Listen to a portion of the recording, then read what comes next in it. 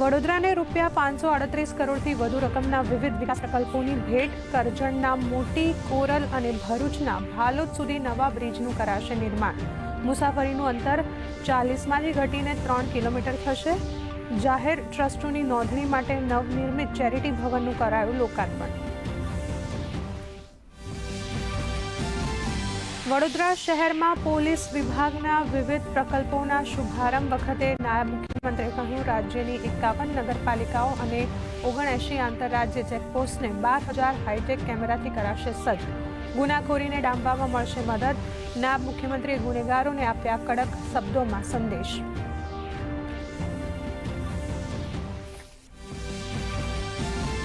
રાજ્યના 17 મહાનગરોમાં આજથી 2 દિવસીય મિલેટ અને પ્રાકૃતિક ફાર્મર માર્કેટનો પ્રારંભ. મહોત્સવમાં 700થી વધુ સ્ટોલ્સ દ્વારા ખેડૂતોને મળશે સીધું વેચાણ પ્લેટફોર્મ. રાજ્યના નાગરિકોને શ્રી અન્નનો ઉપયોગ વધારીને તંદુરસ્ત ગુજરાતના નિર્માણમાં સહભાગી થવા મુખ્યમંત્રીનું આહવાન.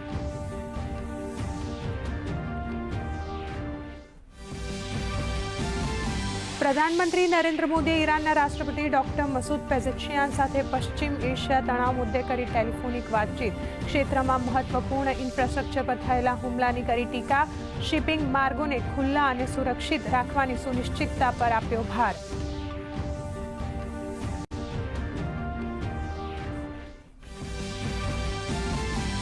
પશ્ચિમ એશિયા સંઘર્ષનો 22મો દિવસ. પેટ્રિયટ મિસાઇલ્સને પશ્ચિમ એશિયામાં તૈનાત કરવાનો અમેરિકાનો દાવો.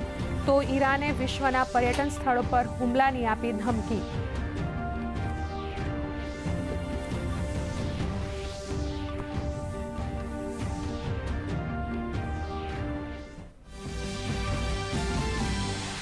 માછીમારો માટે રાહતના સમાચાર. માછીમારી બોટના ડીઝલ ભાવમાં ₹22.43નો વધારો પાછો ખેંચાયો. નક્કી થયેલા રાહત દરે જ પ્રાપ્ત થશે ડીઝલ.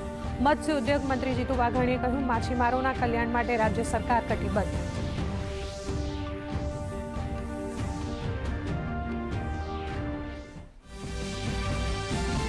ખેડૂતોને કમોસમી વરસાદથી થયેલા પાક નુકસાન માટે જલ્દીથી મળશે સહાય. કૃષિમંત્રી જીતુ વાઘાણીએ કહ્યું, તંત્ર દ્વારા પ્રાથમિક સર્વેની કામગીરી પ્રગતિમાં.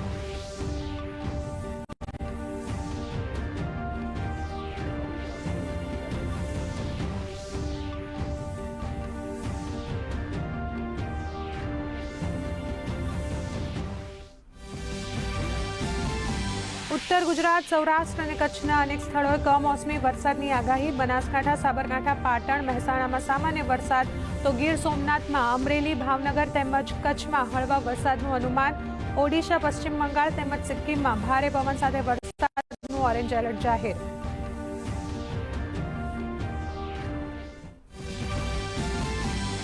આજે આંતરરાષ્ટ્રીય વન દિવસ. આ દિવસનો ઉદ્દેશ વનોના મહત્વ વિશે જાગૃતિ ફેલાવવાનું. વર્ષ 2026 માટેની થીમ છે જંગલો અને અર્થતંત્ર. ગુજરાતમાં 44 કરોડ વૃક્ષોનું આવરણ.